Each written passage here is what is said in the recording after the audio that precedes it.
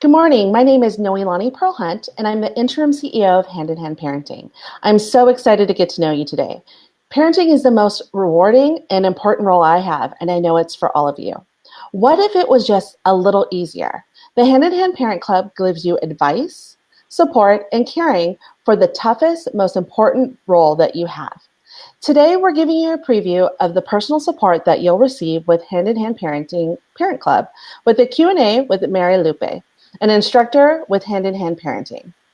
The Hand in Hand Parent Club is a membership that gives you the absolute best information we have to offer, delivered to your inbox every week with added support of weekly coaching Facebook Q&As and conference calls, a supportive parenting community, and free access to our Setting Limits and Building Cooperation course, and Q&A questions with Patty Whiffler, the founder of Hand in Hand.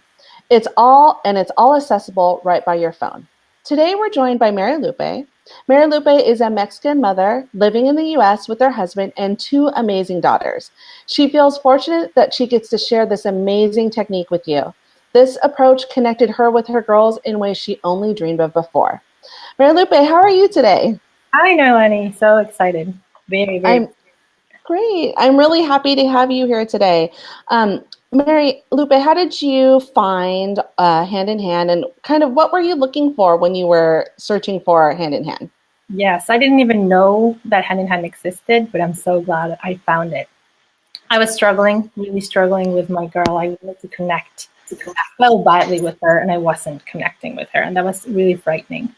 I came across an article online, and I was immediately hooked. And I took some of the classes that you can take online, and I started applying the tools, and I started to see such a beautiful result. I saw a spark in my daughter's eye that I had never seen in 4.5 years. So I knew this was it. I started applying with the tools with her little sister as well, and fast forward 5 years, and our life is completely different. We're so connected. We're so close. So now this is exactly what I was looking for. I was looking for connection, deep connection. I wanted my girls to know that I was really there, and these tools got me that. You know, it's so interesting that you say that you found a spark in your daughter's eyes when you started using the hand-in-hand techniques. I know for me, I have a daughter who's 22, and then I have 3 bonus children who are 16 and 9-year-old girls and a 7-year-old boy. And every time we use the techniques with them, and especially my older daughter, we've seen, well, I didn't see the spark because we were on the phone, but I heard it in her voice. Yes, it was a little different. We had been really connected all through her life, and as she became an adult, there was that fracture.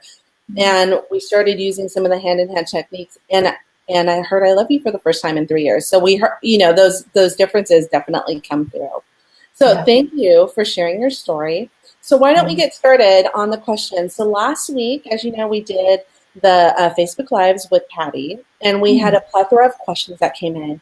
And so we're going through some of those questions now with you guys. So the first question is, how do I get my 5-year-old to cooperate? Wow. Yeah, that's what a question. It is the question, right? How do I get to cooperate? I think Hand in Hand has 2 beautiful responses for that. 2 completely different avenues, but that respond to the same concept of connecting. And the beautiful thing about the tools from Hand in Hand is you get to choose. You don't have to respond the same way every single time. But one of the ways that you can elicit cooperation from a 5-year-old is through play. They live in play. That's their language. That's their life. They understand play really, really well. And sometimes we want them to join us in an adult way of thinking. But if we actually join them in play, they respond beautifully. So if you turn it into a game, whatever you want, maybe you want your kid to put her shoes on. You get to say, hey, let's see if you can raise mommy. Let's see if you can beat mommy. And of course, you lose so that she can feel empowered. He or she, I don't know. But I have 2 girls. I'm just going to go with a she. You say, let's see, you turn it into a game, into a challenge. And then they, of course, they want to win. Of course, they want to put the shoes on just to beat you. So that's one thing, to be playful, to be goofy. The goofier you are, the more playful you are, the more they're going to laugh, and they're going to do it because they just thrive in laughter and fun. Like if you want them to brush their teeth and you come with a silly request to brush your knees, they're going to start laughing and they're going to be, no, mommy, this is how you do it. And without knowing, they're already doing exactly what you wanted them to do. So that's one approach that I absolutely love about hand in hand. Go for play, go for fun, and they'll follow you. But I bet you they will. The other approach that can work as well is to set limits. And we have a beautiful way of setting limits that's respectful and that can actually connect you instead of create distance. And so you get to set a limit and say, let's say it's really time to go and the shoes are not on. I don't know if that has ever happened to any of you, but it has happened to me many, many times. So I would actually say, sweetie, I would get really close and get down to her level and look at her in the eye and say very gently, but clearly, sweetie, it's time to put your shoes on. And then, of course, they're not going to like it. And they're going to try to protest and run away or cry. But then you say the limit again, sweetie, it's time to put your shoes on. And then we move into the other fascinating tool of stay listening, which means I'm staying and I'm listening to the big upset that my limit is causing. So of course that takes time. So this is, if you're in a rush, this is not necessarily the to-go answer, but if you make time for that and you allow it and you let it go all the way into the fullest expression of the emotional upset, then they'll be able to cooperate. So you get to choose. You get to set a limit with kindness and clarity, and also you get to be playful. So how to get them to cooperate. And then, of course, this is for a one-time thing. But if in general you want more cooperation with your kids, the whole hand-in-hand techniques, the whole tools, all of them can work beautifully in harmony to get more cooperation over time. So if you do special time, if you connect with them, if you listen to them, like little by little, they're going to be wanting to cooperate more and more. So I don't know if that's exactly the answer you were looking for one occasion or more. Like, how do I get my kids to cooperate in general? I'll say the more I apply the tools, the more cooperation I see at home. No, I think that's a great answer. I think one of the things that's really important is, we were talking about this earlier, is that these are really common sense tools, but they take a lot of effort. It's kind of, you're in the trenches a lot and you're in there connecting with your kids. So it's not always going to be the easiest that first time, but as you incorporate each of these tools in, it gets easier and easier, so that when a big upset comes, it's just, a quick upset, and then it kind of transitions into the things that you're looking for when cooperation or things like that come about. So I think your answer was spot on. I have another question. It's about a 2.5-year-old. It says, my almost 2.5-year-old is very clingy and wants me to play and entertain her. As much as I enjoy it, I'm finding it rather hard as it's never-ending play with her. Her communication skills are good, so she talks all day and is constantly asking questions. As soon as I answer one, she asks another. How do I handle this behavior? Wow. I can absolutely relate to that question. What a great question. I have 2 daughters, and I've seen that exact behavior in both of them at different times. And one thing I think it's important to mention is that behind that behavior, there's fear in a way or another. We don't know exactly what could be causing it, but when there's rigidity, when there's clinginess, when there's like that nonstop, I'm not going to stop talking, it's as if the kid were saying, I cannot be okay without your attention every single second, which of course we know that they are perfectly safe without us, but somehow they got the impression probably earlier in life, very, very early on, about a real situation in which that was not the case and they really needed our attention. Maybe a difficult birth, maybe an early hospital intervention, maybe some frightening experience when they were really, really little, that can point to that kind of behavior later in life when they really can't, they think that they cannot function without your constant attention. My daughter used to do that, talk and talk and talk. So I think it's important to mention that there's fear in there probably. It sounds like a rigid behavior that is caused by fear. So what can we do? Again, use all the tools, but I think one of the tools that's really helpful here is for the mom. and is our wonderful tool called listening partnerships, which is like the oxygen mask that needs to go first, because it is so exhausting when a child is like on you 24/7. So the listening partnerships are a great place for us to arrange time with another adult without the kids present, where you can really go into trust and confidence and say to the other person, I cannot do this anymore. This is exhausting. I'm so fed up. All those feelings that cross our minds and that we have to manage when we're with our kids.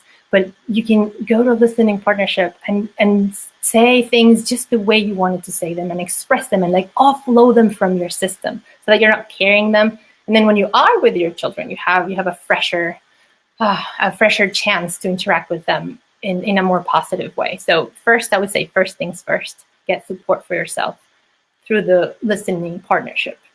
Once you have cleared your emotional tension around this issue, then you can incorporate the other tools with your children and get them to feel a little less rigid. So again, we can use many different tools. I think the key one here is special time.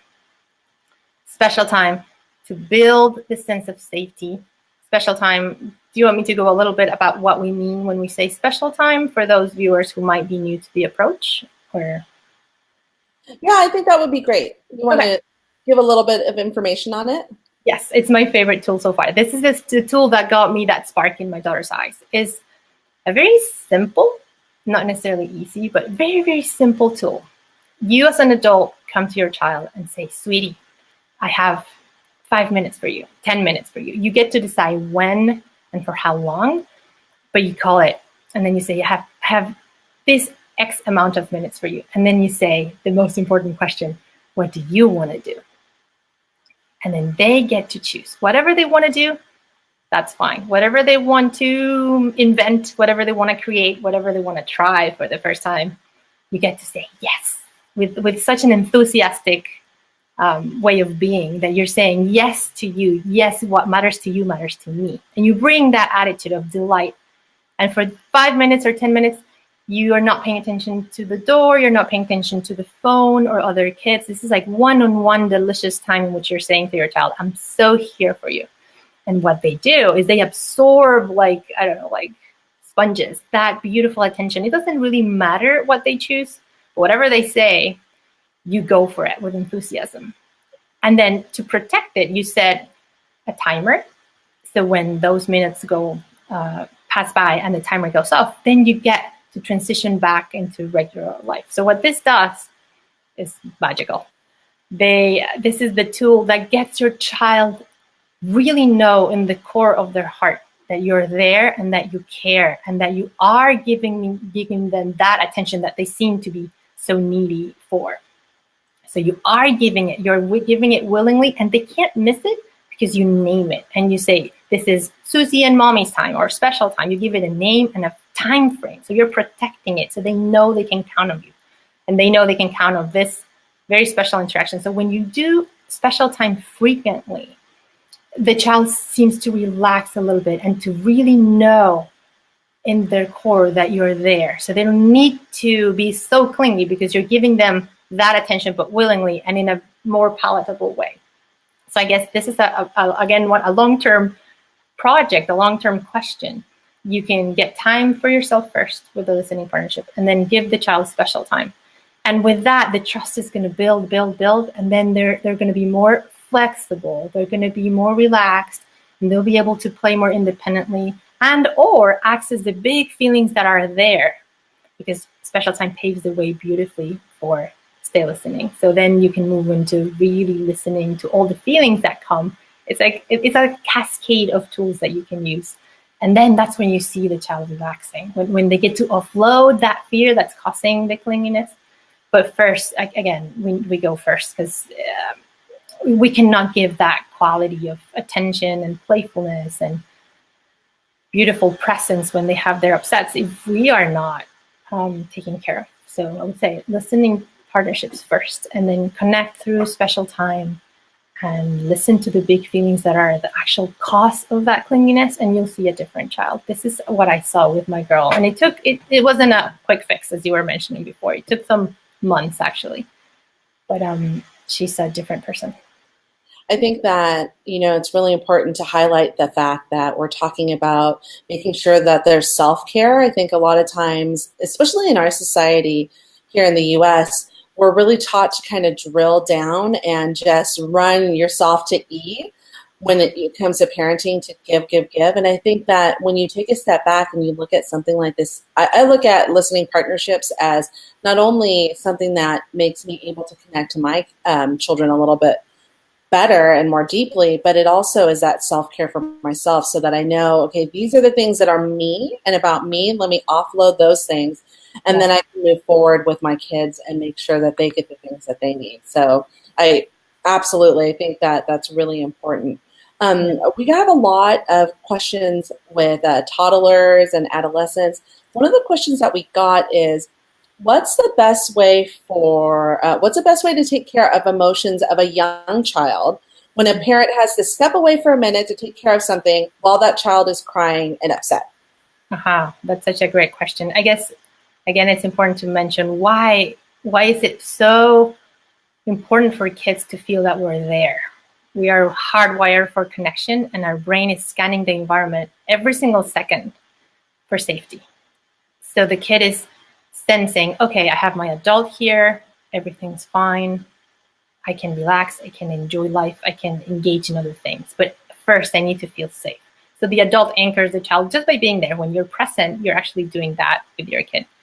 What happens when the adult leaves? The child can panic, because this is how our brain is hardwired since ages and ages ago. Like, you can imagine what would happen for an infant, for a little child. If they were truly alone, they could not survive. So we know this is a primal thing that they're not capable of controlling or manipulating us with. This is just a primal thing that I need to feel safe and protected, then I can relax and function. If I'm not feeling connected, if I'm not feeling safe, I panic, I cannot be okay, and I need to send an alarm saying I am not okay.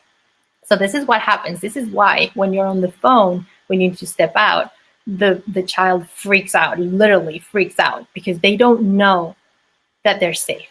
You know that you might be 10 feet away, but to them, it feels like I might die. Like, that is that crucial for them. They know instinctively that without the protection of an adult, they don't survive. So this is why we have these massive reactions.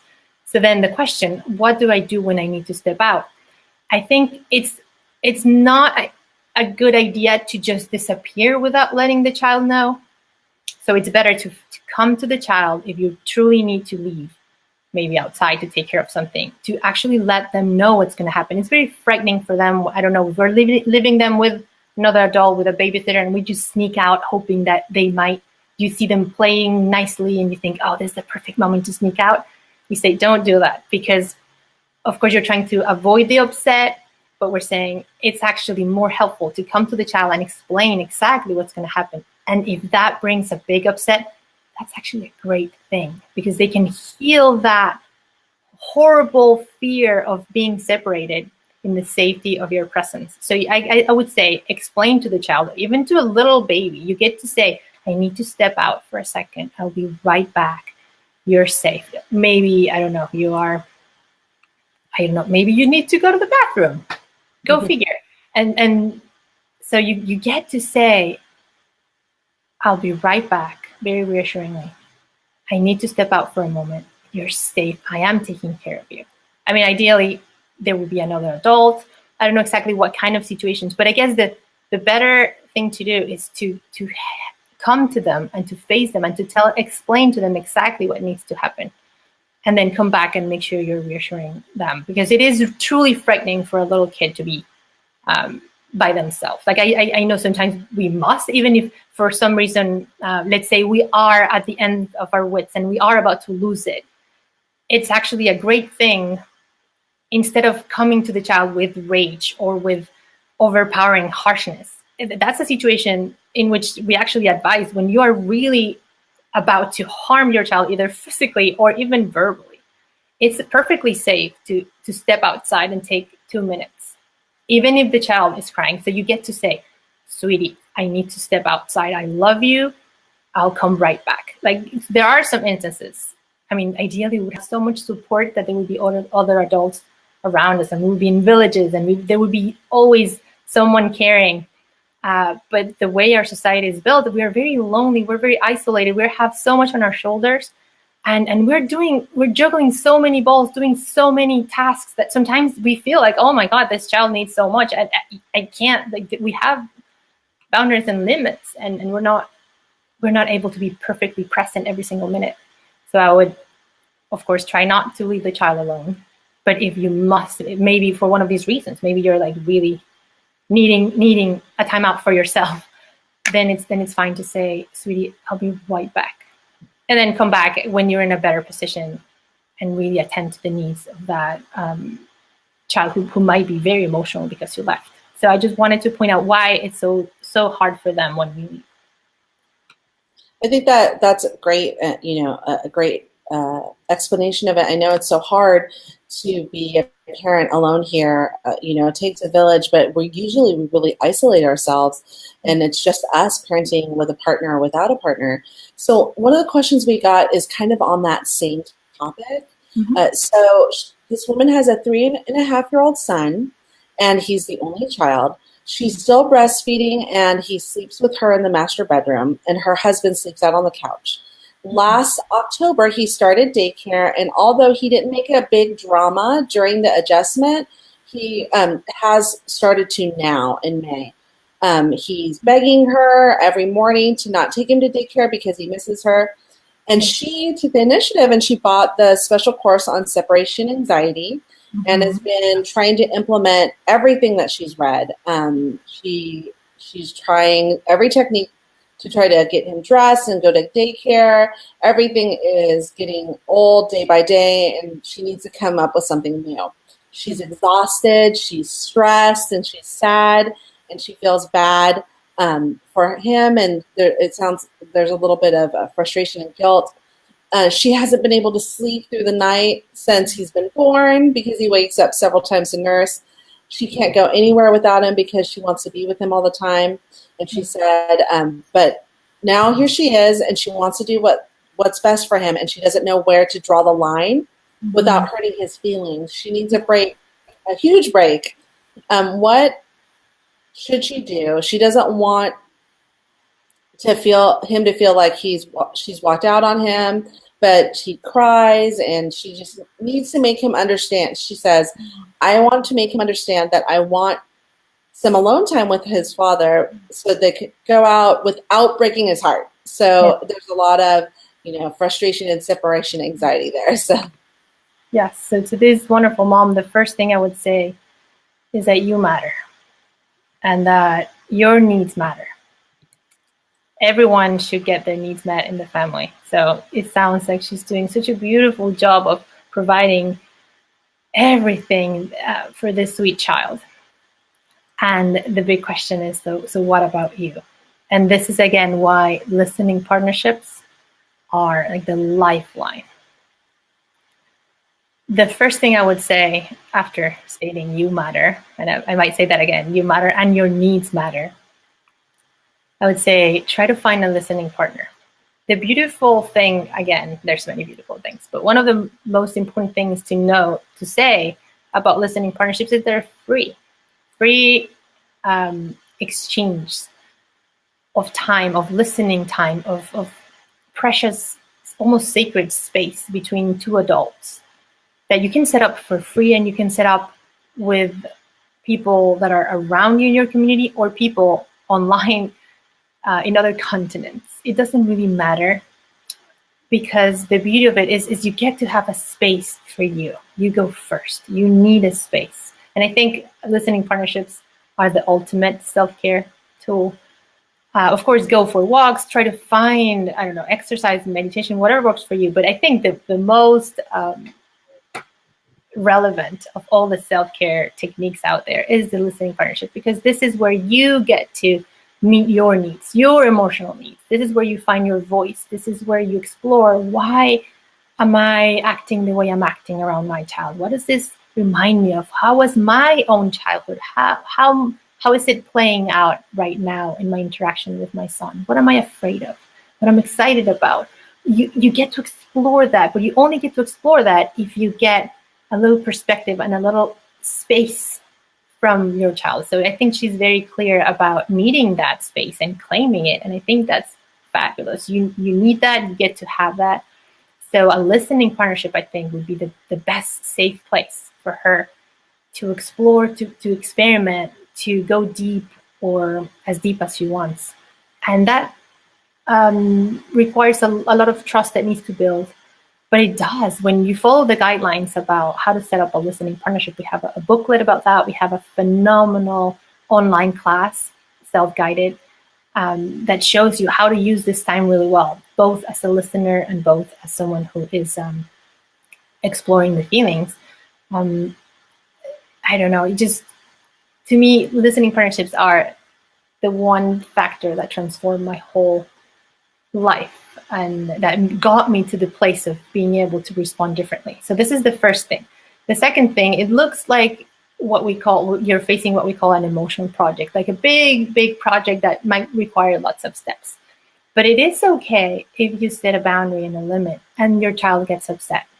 We were told for centuries not to upset others. Maybe we were told as little kids that we needed to obey and not cause any trouble.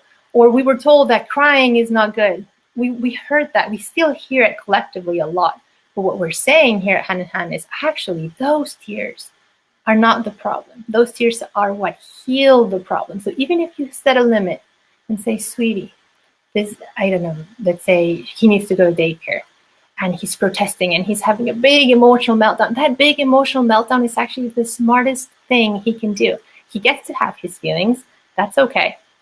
And he still needs to go because that's one decision that you made that works for your family. I mean, just make sure it's a safe place, a place where there's attentive caring. And if you feel like it is a good setting for him, then it's totally fine if he needs to cry. And if he has big meltdowns, big tantrums, big emotional episodes, that's just fine. This is how he conquers that. Little by little, it's an emotional project. So little by little, he might be able to feel that sense of safety. He, I think from what you're describing, feels really safe with you, but not yet feels so safe with other adults. My daughter used to be just like that. And now she is finally feeling like she's confident in the world, but it took a lot of stay listening. And for that to happen, it took a lot of listening partnership time for me. So I did all this listening work. And I also helped her both through stay listening and through special time and play listening.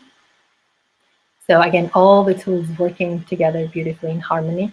But it sounds like a big project. But the beautiful thing is that you can overcome this. There's hope here. Absolutely, he will be able to feel that safety. He can't right now. So this is where all the rigidity comes from. Like, oh no, if I separate from mom, I cannot function. You know he can. The world is a safe place, and there's other adults who are caring and loving, and you know that he will be fine, but he doesn't know that yet. For him to feel that, and you can explain all you want, but if he doesn't feel that safety, he can't just separate easily.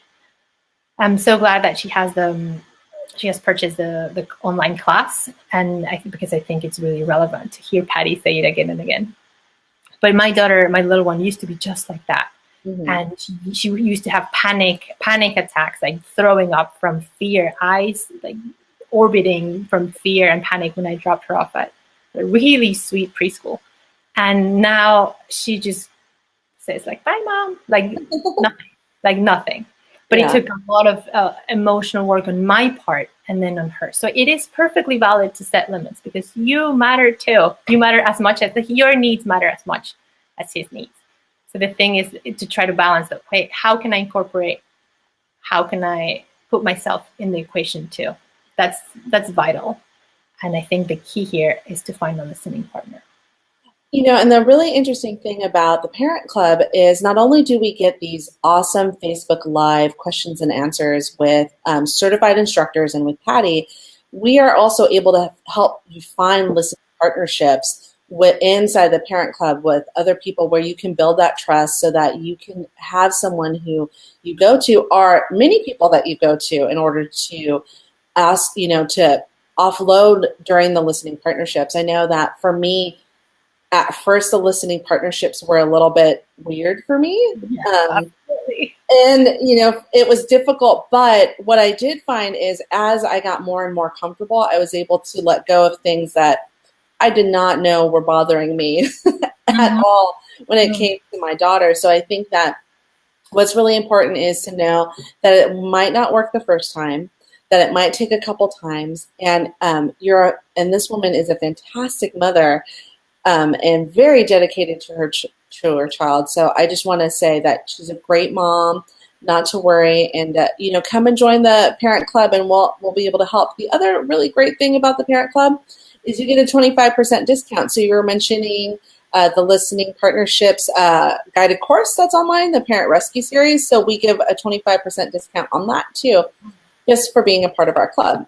Yeah. So I'm going to shift a little into some older kids. They're 11. It's an 11-year-old. Mm-hmm. So my 11-year-old does not cooperate when I ask her to do something. Mm-hmm. I would say half the time she gives me some excuse that she can't do what I ask. And now my 4.5-year-old twins are starting to do the same thing. Mm-hmm. Getting anyone to help with housework is a nightmare. Most days I feel like it's a lot easier if I just do it myself rather than get into a debate with my kids.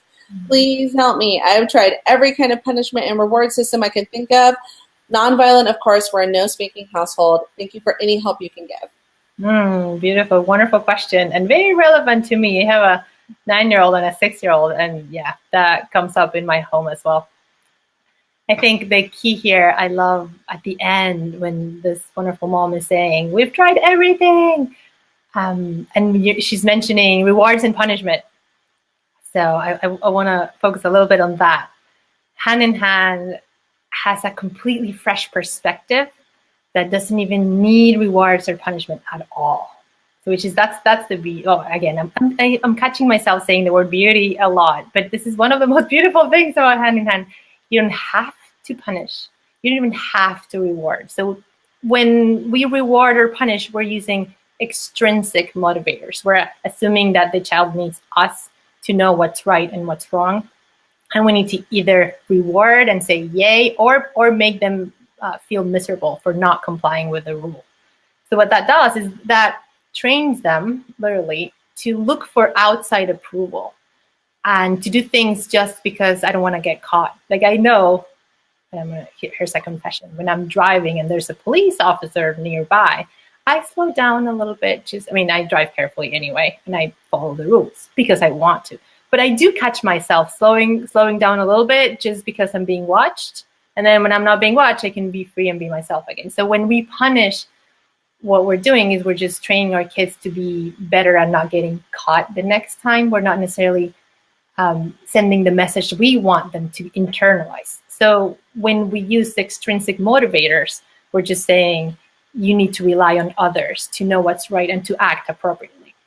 What Hand in Hand is saying is completely different. We believe that children are naturally good and they already know what's good and what's not. They already want to cooperate when they feel connected and safe. So it's giving a lot more credit than society wants us to children. They are really capable and really willing to cooperate when they feel safe and connected. So again, by using the tools regularly, you build this connection. And from that connection, this is why actually it's called parenting by connection, because you're using connection as your leverage to get, you can influence them, but you're not actually controlling them or making them comply or obey. We're using our power, the powerful of our attentive connection and our love, so they naturally want to cooperate. So of course, I do have also, I was saying a 9-year-old and a 6-year-old who are not necessarily running to pick up their toys. I know that. But I know that with the tools, you get dualistic cooperation. Again, that would go back to that first question about a 5-year-old. You can tweak the tools a little bit, but the principles are the same. If you join them in play, and laughter can be phenomenal. So there's a list of beautiful play listening games. If you search on our website, handinhandparenting.org, fun games to elicit cooperations or chores. You can just type that and you'll see play listening games in which maybe you take the less powerful role, and then maybe for 5 minutes you make even more mess than the one that we're creating. You switch things around a little bit, or you turn it into a game. Like, let's see who can, I don't know, pick up whatever more toys than, I don't know. Not to put them against each other, because that's not very good idea. But to put them against the adult, and then maybe they can team up, as you're saying that they want to team up, but they team up against you. And that actually builds sibling cooperation, and it ends a little bit of the sibling rivalry. So you get them to be all in a team against you. That's one perspective, could be playful. The other one, again, to set a limit, but a gentle limit. That we also have a class on how to set a limit that's not punitive, that's not disrespectful, that's not even harsh, but it's actually like a gift. So you get to set a limit, and you get to say, sweetie, it's time to clean up. And if they protest, then you listen and you acknowledge, yeah, I know it's so hard.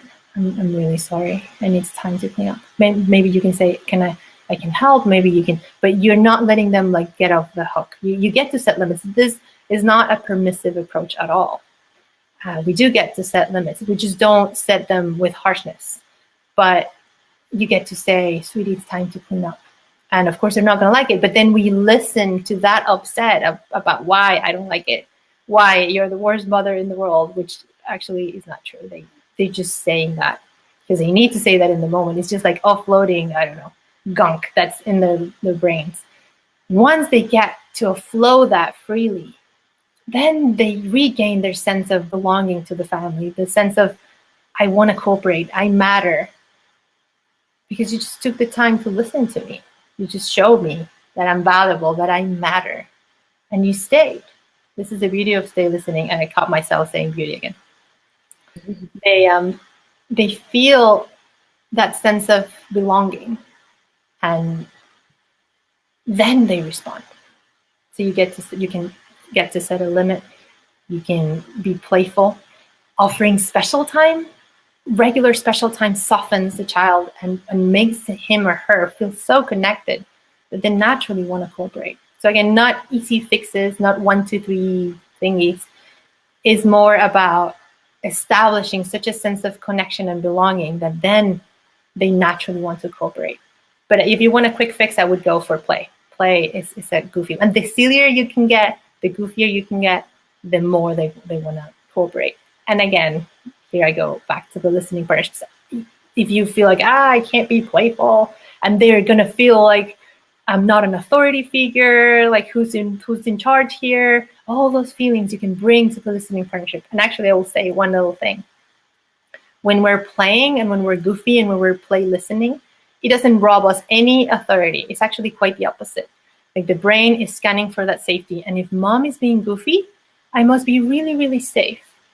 I have a wonderful mom in one of my classes said, it's like when I'm flying on a plane, and if I look at the flight attendant, if the flight attendant is smiley and happy, I can relax. If like they're looking for stressor signs, and if we're goofy and relaxed, it conveys so much safety. Then they can feel like they know we're in charge. They know we're just goofing around and playing. But it gives them so much safety and peace when we're actually goofy, because then everything must be okay. Because if there was a real danger, we wouldn't be goofy and silly. So it's actually very powerful when we let that guard down and when we relax and when we enjoy them and we join them in the silliness. Then they cooperate because we're on their team and we don't need to be so rigid all the time. This is all really about teamwork, and I think we're talking about teamwork and connection and those kind of things that help build that safety for children. It's really, really important. One of the things that you highlighted in this last question was talking about play listening. So I have a question here about a 2-year-old son who really wants to help. He's always really helpful. And that's great, she says, but he throws a tantrum every time she tries to do something herself. Even something simple like closing a door or switching on a light, not to mention helping him get dressed or undressed or brushing his teeth. This causes a lot of problems because every daily task takes a lot of time. Sometimes we get up at 7 a.m.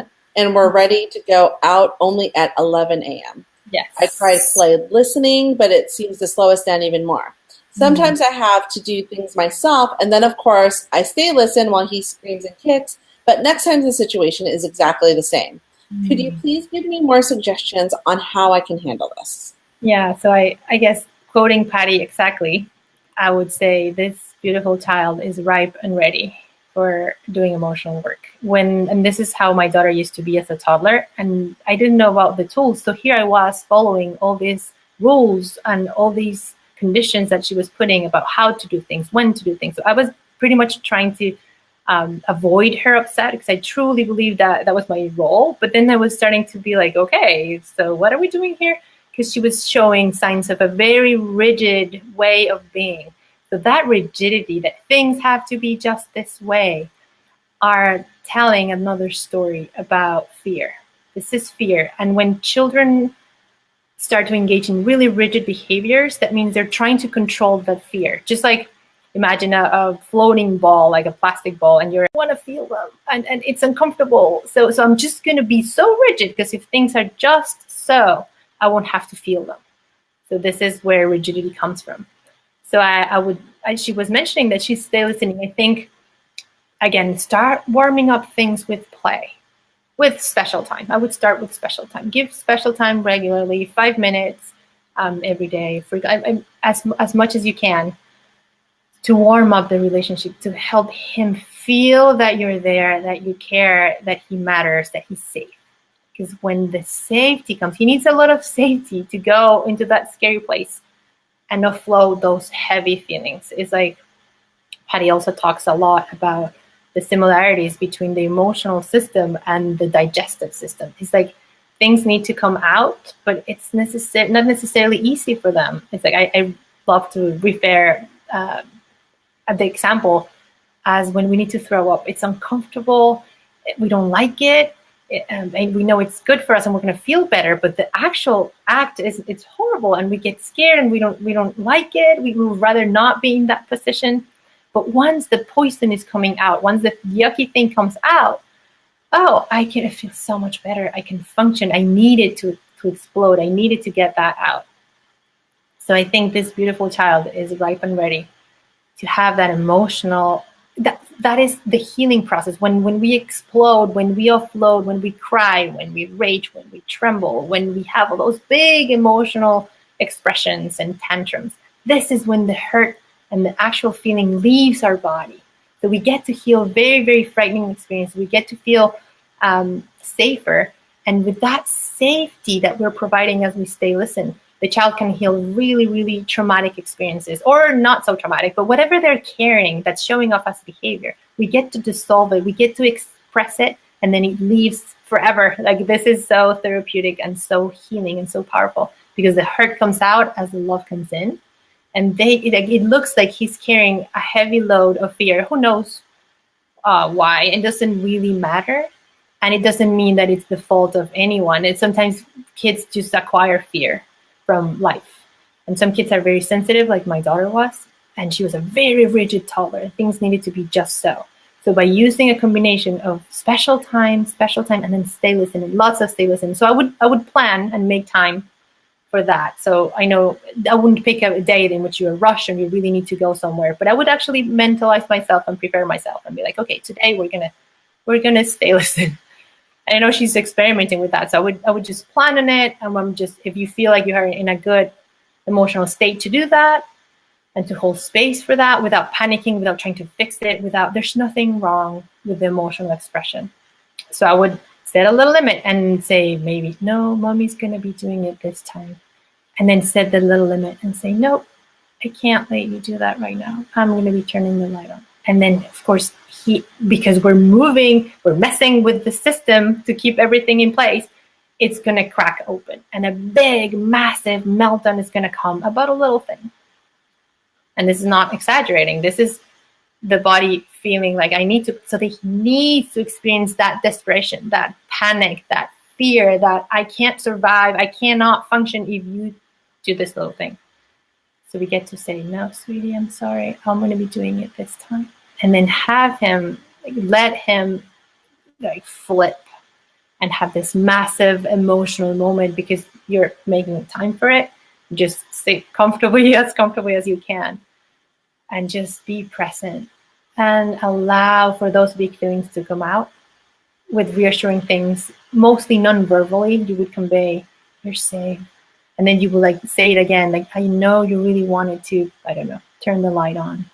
It was mommy's turn. So then when he hears that, he's going to go even deeper.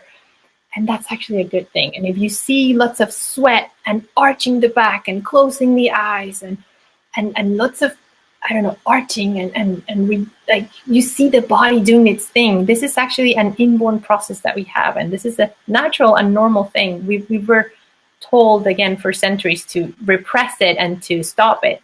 But what we now are understanding is that if we allow it to happen, this is just a natural process to get rid of tension. So once they do that, slowly but surely, he'll be able to relax and not be so rigid. And you see pictures of my oldest when she was 2, and she shows the rigidity even in her, like she was just a rigid kid. But I didn't know, and then it made it even harder for me to approach. And this is exactly why I found Hand in Hand, because I wanted to get in there, and she was just trapped by fear. And so that meant that her behavior was really rigid. And once we started using the tools, it dissolved that, and she could relax. And now her grandfather hadn't seen her in 2 years. He came after the first 2 years we started using these tools, and he was amazed. He was like, who is this kid who can now look at people in the eye, who can try harder, who can be less picky, who can sleep better? It's like all these things naturally started to dissolve once we tackled what was really going on. Not the behavior, but what was really going on, that was fear. There was fear logged in there. And these tools get to dissolve that fear. So this is why I'm so passionate about these tools, because they get to dissolve fear. And my daughter, my sweet girl, was trapped by massive amounts of fear. One of the words that I hear over and over again is rigidity. And we have a question about rigidity. But before we start that, I just want to let the viewers know, because we have viewers from all over, that they can ask questions down below. And if we don't get to them here live, we have people who are on staff. I know that Julie and Jana, thank you so much, are in the chat answering questions too. So we'll be able to get you information that you need. So the question about rigidity, and you kind of already answered it, so I figured this will be kind of a quick one, is what are the best ways to loosen rigidity around children? The same thing. Connect through special time first. Warm the relationship up. Connect. You also get to explore these in this subject in your listening partnerships. What does it bring up for me when my child is being so rigid? What would have happened to me as a toddler if I were so rigid? I don't know, just go and explore in your listening partnerships. What is the portion of this that I'm bringing to the table to the interaction? So you get to explore that a little bit. And then again, lots of play to soften, to warm up, and then allowing time for emotional expression. A great way to, and I just thought of something really, really crucial here.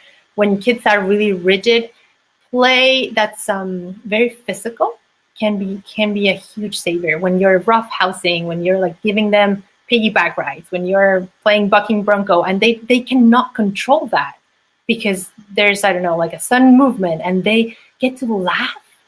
If they're laughing, that's a great indicator that they're feeling safe. That builds safety tremendously. So lots of physical play. I love to roughhouse with both my girls, and they both indicate how far I can go, how strong they want it, how silly. But when we are close physically, that is so reassuring to them. It's like at a cellular level, they're getting this message of, I am here, you're not alone, you're stronger than you think you are. Because sometimes all that rigidity is about, I'm afraid and I don't know how capable I am. And when we play listen, but right now I'm referring to play listening with lots of physical elements, roughhousing, and lots of physical opportunities to feel strong and powerful. That also really, really helps them to feel like I don't have to control little things. I can relax, I'm powerful. And so I would also add the physical component of play, in which, of course, you let them win. You don't overpower them. You play with them. You provide the safety and you provide, I don't know, the anchor, but they get to be victorious. They get to be the stronger ones. They get to be the quick and the clever and the smart one. And if that brings laughter, that's really healing. Every time they almost fall, but they don't, they survive. There's a little opportunities for them to feel safe and safe and safer and safer and safer. So that's also a good one to dissolve rigidity. So we have a question down in our Facebook comments, and this one is actually really close to my heart because I have a 7-year-old bonus son. So Kate is asking, said, thank you so much for this. I'm finding it so useful. My 5-year-old son goes out of his way to do things that he knows are wrong, draw on the floor, break my things. But when I try to speak to him about it, he just shuts down and doesn't want to talk to me about it, refuses to engage with me. What should I do? Beautiful, wonderful question. Thank you for listening. And thank you for asking that question. So I think there's two wonderful things. And the first one is about when you said, I'm trying to talk and talk. When our children, and the other one is about the way we read the behavior. So we've been told again by society that, oh, children are just trying to manipulate you. They're doing exactly what they're not supposed to be doing, and they know it, and then they look at you in the eye, and they do exactly what we just told them not to do. So you're right, he already knows he's not supposed to do this. So all that blah, blah, blah lecturing is not really helpful here, because he already knows what's appropriate and what's not appropriate. We love to call this type of behavior off-track behavior, not bad behavior. Your child is a good kid. He's not trying to manipulate. He's not trying to get you. What he's trying to say is, please help me. So these off-track behaviors, as annoying as they can be, as triggering as they can be, are actually a plea for help. What they're trying to say non-verbally is, Mom, we're in the same room and I can't feel you. Or something happened that scared me. Well, I'm not feeling safe right now. So let me get your attention so that I mean, not in a conscious way, but it's like this behavior is like just trying to signal, Mom, I don't feel you. Mom, I'm not safe. I'm not functioning well. My brain is not on right now. Not the full capacity of the brain. That when it's engaged, then we can cooperate, then we can understand, then the words come in. But when we're flooded with emotion, and it looks like when we're engaged in off-track behavior, we are flooded by emotion. We can't really think properly. We can't have self-control. We forget the rules. We come into irrational behavior because we're not rational in that moment. So all the words in the world are not coming in. You know, like the cartoons when the adult is going, blah, blah, blah, blah, blah. That's exactly what's happening when we're trying to come with the rules, with explanations, with logic, it just can't come in because that portion of the brain is not on. They're like flooded with panic. So what can we do? There is another portion of the brain called limbic system that is on, and that gets the nonverbal. So we go with the nonverbal. And we do get, again, to set limits. So if he's doing exactly what he's not supposed to do, and you know, because he's been signaling that, okay, he's not, I mean, you know when this type of behavior happens. So I don't know if it happens every single time a friend comes over, or if it happens right after school, or if it happens, I don't know, when he's hungry. So you sort of like know when this is going to happen. So if you feel like, here it is, here it's going to come, I would come close and I would do a friendly patrol in which if he's about to do something, I don't know, maybe throw something across the room, then you're right there. And very gently, you grab that little hand and say, I can't let you do that. Like you do stop the behavior. Again, this is not permissive. We're right there stopping the behavior, but without much blah, blah, because the blah, blah is not, they can't really hear you. They can feel you. They can feel the safety. And when you come with a limit, they can be like, thank you. Thank you for responding. Like I was calling you. Thank you for noticing that I'm not okay. And when we come with a limit and we do stop that behavior in a gentle but effective way, we get to use our bodies. We get to grab that hand and say, I can't let you do that. When we come with our bodies, when we bring the limit and we stop them gently but clearly, and we don't allow for them to keep doing the off-track thing, then they're going to come. There's feelings that are causing that behavior. So those feelings, when we stop and when we don't interfere with more blah, blah, blah, or with anger, when we come peacefully and stop. They have no other options but to feel those feelings, and those feelings are going to come right to the surface. Sometimes in the way of laughter, which is kind of confusing. They're not really, I don't know. That has happened to me once, and it took me by surprise. But most likely, by a big emotional upset about how that's so mean, you're the worst. They're going to target all that yuckiness to you because they feel so safe. So don't really get caught up on what he's saying or the actual words, because they don't really mean that. That's just poison coming out.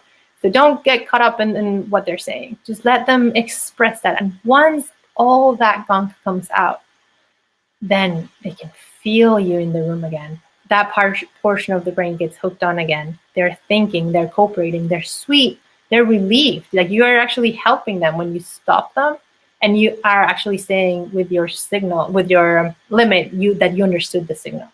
You're saying, I hear you, I'm here, I won't let you do that. Because they don't really want to do that. They don't really want to be caught up in this behavior. That's off track.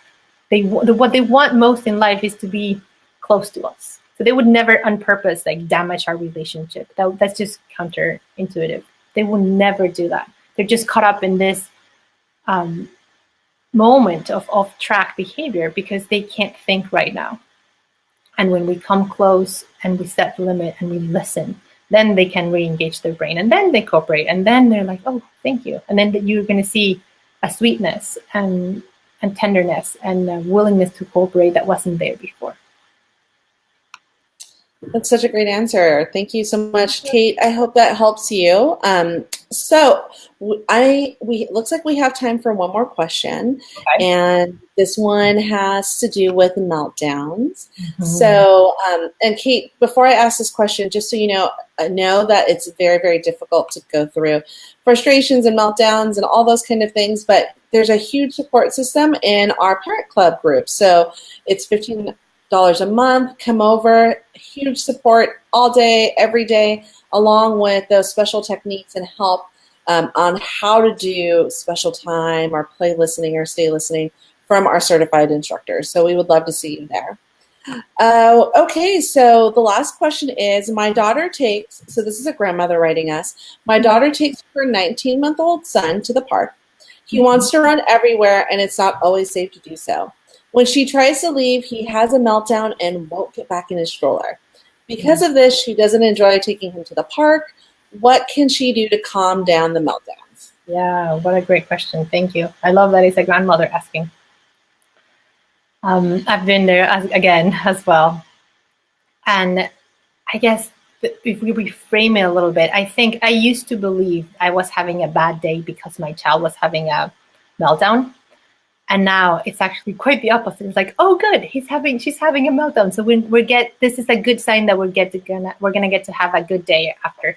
Because when we allow for those meltdowns to actually happen, then you get a kid who's easygoing. So sometimes we feel like, oh, I don't have time for the meltdown, or I don't want to engage in that. But we're already managing time with a really rigid kid if we don't. So when we allow for the time, when we prepare, so I would advise for this wonderful grandmother to advise her daughter to listen, to prepare for that. So maybe instead of leaving 5 minutes before we really need to leave the park, I would propose the idea of, sweetie, we need to leave. And on purpose doing it like with plenty of time, maybe like 35 minutes, 40 minutes before we actually need to leave, and prepare for the meltdown, or allowing time for the meltdown to happen. I know it's really challenging because we're at the park, that is a public place. I've done that too. But when you say, sweetie, it's time to get into the stroller, and he has a meltdown, that meltdown is really beneficial and useful and healing. So that's exactly what he needs. Exactly what he needs, to go deep into the meltdown before he can willingly come into the stroller. And you're going to think, oh my God, this kid is never going to end this tantrum. He's never going to willingly come into the stroller. But when we allow for the process to unfold naturally, it does. It's like a big red balloon that gets inflated in the middle of the room. But then what we don't get to hear or see, because we're told to repress it, is if we allow for the whole thing to be completed, they peak and then they come to the other side. It does end. And when it ends, there's the beautiful gift of a child who's relaxed and willing to listen and willing to cooperate. So again, we could go in different directions. One could be playfully. Say like, oh, let's race mommy to the stroller. Let's see who can get into the stroller first. Oh no, you can't hop in. I really like if you play listen and pretend that he can never, ever, ever hop into the stroller by himself because he's so tiny, and then he can do it. I'm like, oh my God, you're so big, but I'm sure you're never going to be able to, I don't know, strap yourself. Oh no, like don't tell me that you get to be playful and present opportunities for him to feel powerful about doing the thing you want. That's one approach. And the other one would be to set the limit, as I was saying before, to say, sweetie, it's time to go. And he's not going to like it, and he's going to have a massive meltdown. And that massive meltdown is exactly what he needs. And after the meltdown completes, then he will be able to hop in like easily. It's going to feel like counterintuitive. And the more they feel that safety, the deeper they can go into the meltdown. And that's when you're going to think like, those hand-in-hand guys are crazy. This cannot be actually a positive sign. But it is.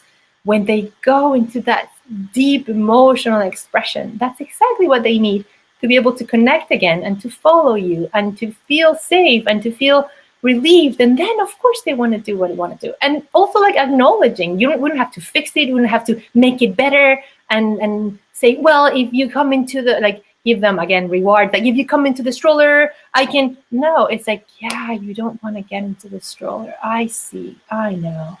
I think you might be able to do that. But I don't want, and the kid is going to explode. If we say the right thing, they're going to take it even further. But like, I never want to go. I don't know exactly what they're going to say. They're going to escalate. That's actually a great sign. So we get to keep saying things like straight on, exactly what they are. Sweetie, it's time to go. And they're not going to like that. And that's actually okay. That's fine. We don't have to fix it. We don't have to stay in the park just because we're trying to avoid the upset. We get to set the limit. We get to be in charge of when we need to leave. But it's a smart idea, I think, to prepare. And this might take more than one episode at the park. But if you do it a couple of times, maybe, I don't know how long this emotional project could be or what's really behind it, what kind of emotional upset is logged in there. But you can dissolve it in different episodes. And it's going to look equally passionate, equally intense. But if you allow for the time to actual meltdowns to happen and to welcome them with peace, knowing that there's nothing wrong here, there's no emergency, this is actually a very healthy thing to happen, then maybe you can come to the conclusion that I did when now I say I had a good day because my girls had a meltdown and not the other way around. So we got one more question in the Facebook feed. So do you have time for another quick question? Yes. Okay. So Mandy asked, when I set a limit, my son hits and spits and throws. Sometimes he'll use choice words. While at home, I can say listen and even try play. But what about in public, in the grocery store or while dining out? While I'm with my partner, it's easy to do one-on-one, but it's hard when I'm with both children, ages 1 and 4. Yeah. So I've been in your shoes again. Hi, Mandy. Thank you so much for your question. It's tough. And when they are wanting to hit and spit and say bad words, they don't really want to hurt you. It just means that they feel really, really safe and they need to use their bodies to feel strong again, to finish a battle that was probably started long ago when they felt powerless. And now they have this opportunity to feel powerful again, but they do not want to hurt you. They do not. So while we provide the safety, a key thing here is to be safety manager. So you try to protect yourself and them from hurting themselves, from hurting you, from hurting property, because they really don't want to do that. It's like their bodies are just expressing. And when they say really mean things, in that moment, Patty says, give them freedom of the mouth. Don't take anything they say personally in that moment. It's like the vomiting. When they're vomiting, you're not going to go like, oh, that's stinky. Or just let them finish that vital work of fighting for their lives, because we're mammals after all, and this is a physical, the fight or flight response. This is a frightened mammal fighting for their life. Although they use a little pretext about, I don't know, sprinkles and ice cream, but truly, this is massive emotional work they're doing when they're fighting and they're struggling. So we allow the struggle without letting them hurt us as best as we can. I've been scratched. And then my daughters, they know this is not okay. So the time to teach is not that moment. I try to keep myself safe. And then when the meltdown passes, I've seen both my daughters feel genuinely sorry, and they don't even know. One day my daughter was like, "Mommy, what happened to you?" Like, it's really not, they're not to blame when they lose it like that. It only means they're very frightened, and they're feeling safe enough to go there and express that. But I get it. Like, it's hard to keep yourself safe. So you can use a pillow, you can use props, I sometimes, when I see that this is coming, I pull my hair into a little ponytail so they can't pull it, or I remove my jewelry, because I know I have to be physically present and allow that. Now, you're mentioning another important key piece. In public, it's a whole different story. In public, I guess you get to say, "Sweetie, let's go into the car." Or like, if you feel, because I see that my daughters the more and more they needed to offload big feelings, the more they would know that it was more safe, it was safer for them and more convenient to do it at home. So they would reserve those very aggressive physical meltdowns for home. And the more we allowed feelings in the home, the more they felt like this is a safe place. So they don't necessarily tantrum as much, or used to, in public, but sometimes it does happen. And I see that when we're in public, I've had sometimes to just stay listen in the middle of the store and just sit down and listen to feelings. Sometimes I've had to remove the child from the situation and say, "Sweetie, you get to interrupt it if you are not in a good state to listen. If it's not a good moment, if you're getting really agitated." And I mean, it's perfectly normal to feel really overwhelmed when you see people watching. So you don't have to pull it off. You get to interrupt it and say, "Sweetie, let's go to another place." Or say, "Sweetie, I can't listen to you right now." And then you give them the lollipop they want. You get to say, "I can't listen to you right now." We don't have to be perfect listeners every single time, but then allow for other times. I mean, they will find other opportunities to cry, for sure. So if it's tricky in public, I would remove the child gently to another spot. Or if you're willing to stay listening in public, it's such a gift to other people. I've had people come to me later and said, "Wow, I've never seen that happen. I didn't even know that was a possibility." And if the onlookers are actually being tense and nervous, is because this situation that they're witnessing is triggering their own hurt. So it's not really about you doing a bad job at all, or your kid being a bad kid at all. It's about their own hurts are being triggered. So as much as you can, try not to pay much attention to what other people are doing or seeing or saying. And if you can, for a second, convey the safety message of, "I got this. This is normal." Some people come and they want to give your child a lollipop so that they calm down. That has happened to me too. So I get to say stuff like, "He's fine," or "She's fine. She just needs to express some feelings. She's just crying. That's okay." And if they feel like you got this, people respond beautifully. So you don't have to respond in public unless you feel like you want to, or you have no options. But I guess the more you listen at home, the more comfortable people, your children, feel. And they're going to bring those big upsets home, most likely. But if you're in public, I would either say, go for it if you feel like you can listen. And if it's too much, you get to remove the child from the situation, or to actually interrupt the thing. So, Mandy, I hope that answers your question. I know how difficult it is to stay listen. We just had a little session of it on Friday with my 7-year-old bonus son, so I know how difficult it is. But what I wanted to kind of convey is that here in the Parent Club membership, you'll be able to get things like this Facebook Live session with our certified instructors like Marilupe, like Anna, and like Tom and Mega, who we'll have on later today at 3 and at 7 p.m. Pacific Standard Time. The information that all of them are talking about is the absolute best information we have to offer, and we deliver that weekly to your inbox with the added support of these Facebook Live sessions and the supportive community here on Facebook. Free access to our Setting Limits and Building Cooperation courses, a course that we've been talking about, and question and answer sessions with Patty Wiffler. So that's very, very exciting.